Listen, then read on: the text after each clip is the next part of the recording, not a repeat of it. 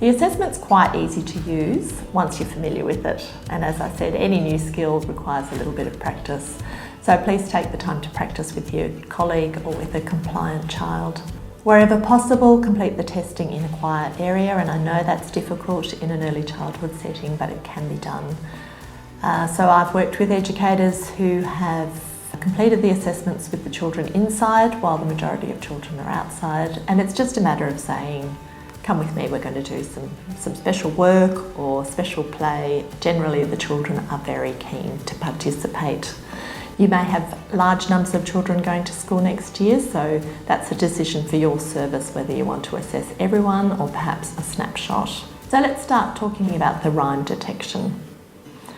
You need to organise your sample pictures so that they're in the same order as on the assessment sheet, and we've done this for you, so as long as you keep them in order, you won't get into too much trouble. And you'll see in the video that I explicitly talk about how to lay out the cards and pick them up again to keep them in order. It's really worthwhile doing that because if the pictures all get out of order, it will take you some time to sort them out.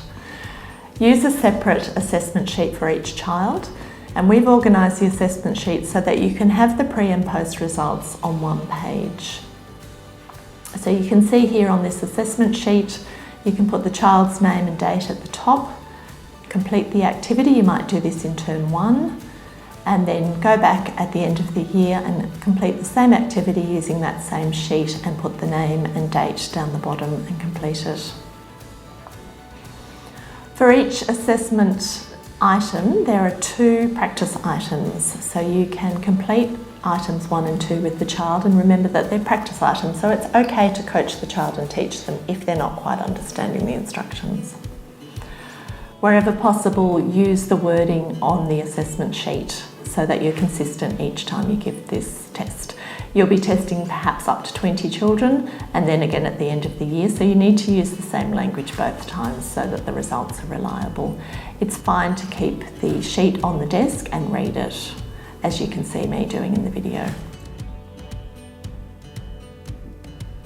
When you're recording the child's responses, it's very important not to use ticks and crosses because children understand what they mean. Just circle the response that the child gives you, whether it's correct or whether it's incorrect, and then the child's not getting any feedback about how they're going on the test. When you are encouraging the child to participate in the test, keep your feedback very general. So don't say, oh, good girl, you got that right, or okay. You want to use very general feedback. I like the way you're pointing, that's great the way you gave Mouse that card, I love the way you're sitting still and listening. All of those sorts of general feedback will keep the child motivated. So I'd really try and avoid giving them too much feedback on whether they're getting the responses correct. We don't expect the children to get all the responses correct, and that's perfectly fine. When you've completed the task and the child's gone away, you can add up the scores, and each score is out of 10, and you can record the percentage next to each item.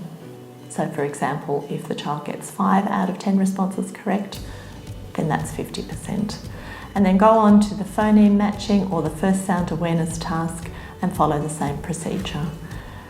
You can use the same piece of paper for each child, and you flip over on the back, you'll see that phoneme matching is on the back following the same procedure. At the end of the year, you'll pull those pieces of paper out and you can reassess down the bottom.